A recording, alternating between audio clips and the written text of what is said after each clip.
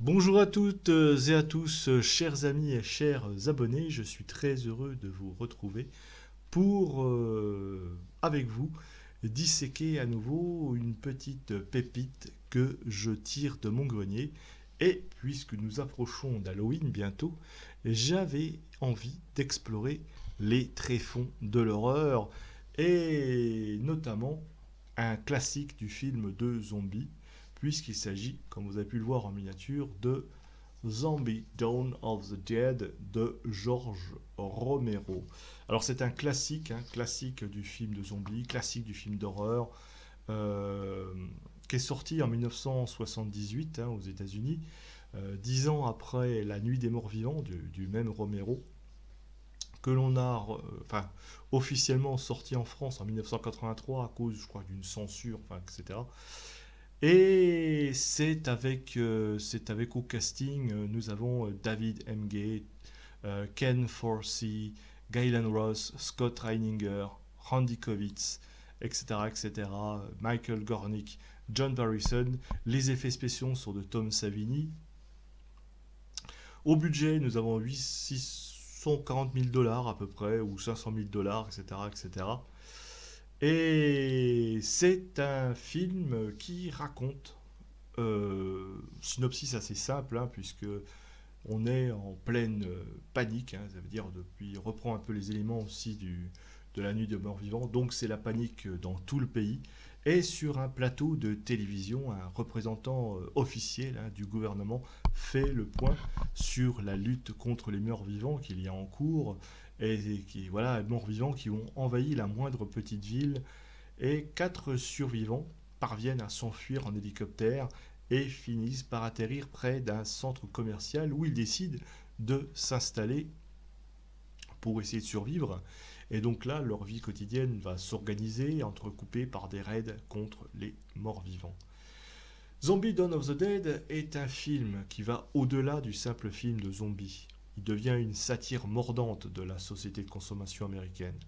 Romero, qui est maître du cinéma d'horreur, on peut dire, qui s'était déjà donc, je vous l'ai dit, illustré 10 ans plus tôt avec sa Nuit des morts vivants, utilise ici le mythe du zombie comme une métaphore pour dépeindre les travers et les vices de la société américaine. Et c'est pour ça que le choix d'un centre commercial comme refuge pour les survivants est loin d'être anodin. Ce lieu emblématique du consumérisme devient un microcosme de la société où les personnages tentent de retrouver un semblant de normalité en continuant leurs activités d'avant l'apocalypse.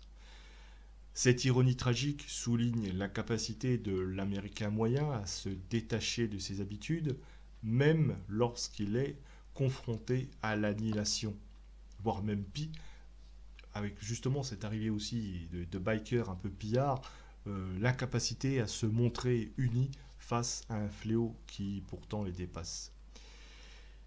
Et donc, au-delà de l'horreur gore et des scènes d'action qui sont très spectaculaires, Dawn of the Dead est une étude psychologique approfondie de la société des États-Unis à la fin des années 70 et début années 80.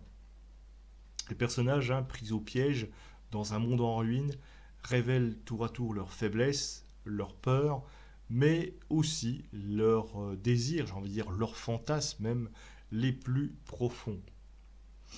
L'ennui et la désespérance sont vraiment les compagnons de ces héros, confinés dans le centre commercial, et ils vont comme ça sombrer rapidement dans l'ennui, et le temps semble s'étirer à l'infini, et la perspective d'un avenir meilleur s'éloigne de plus en plus. Alors la violence inhérente à la situation se manifeste de différentes manières. Certains personnages vont devenir paranoïaques, tandis que d'autres vont se laisser emporter par une frénésie meurtrière. Et malgré l'horreur qui les entoure, certains personnages quand même vont tenter de donner un sens à leur existence, parce que oui, l'humanité, même si elle est entourée de tout un fléau, c'est ça qui fait l'être humain, c'est qu'on a cette envie, toujours cet espoir qui est en nous, et donc certains vont chercher des réponses, une raison d'être même, dans un monde qui semble n'en avoir plus. Voilà ce que je voulais dire un petit peu sur le fond. Maintenant, parlons un peu de la forme de Dawn of the Dead, car visuellement, c'est un film qui a marqué le cinéma, avec ses plans larges hein, du centre commercial désert, tant à l'intérieur que aussi sur les parkings, par exemple, hein, ces hordes de zombies qui déferlent en masse, voilà.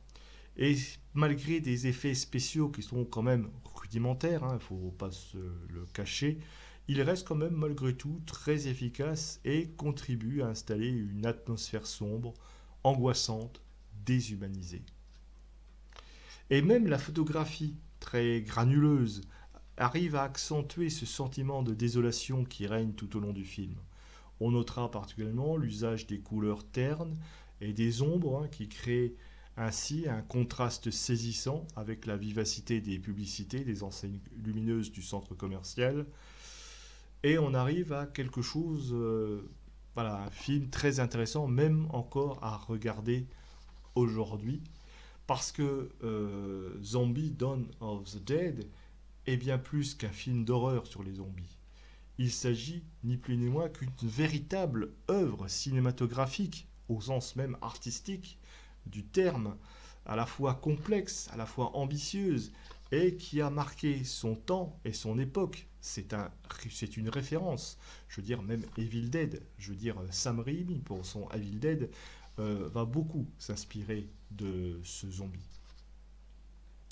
Son influence, je veux dire, se ressent encore même encore aujourd'hui dans de nombreux films, dans de nombreuses séries télévisées qui tournent autour du thème.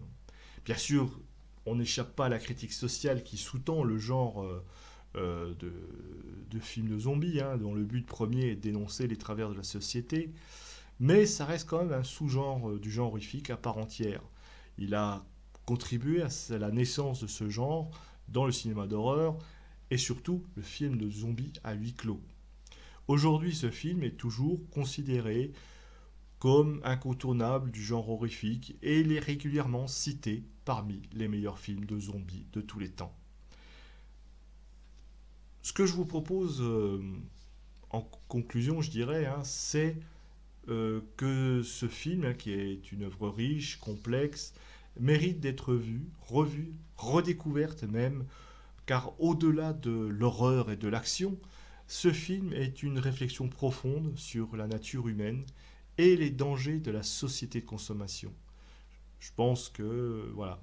Et c'est devenu un pilier du cinéma d'horreur.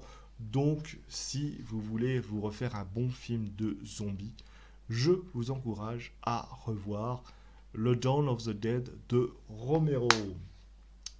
Alors, il se trouve, moi je le trouve en DVD dans cette édition-là, qui est assez excellent.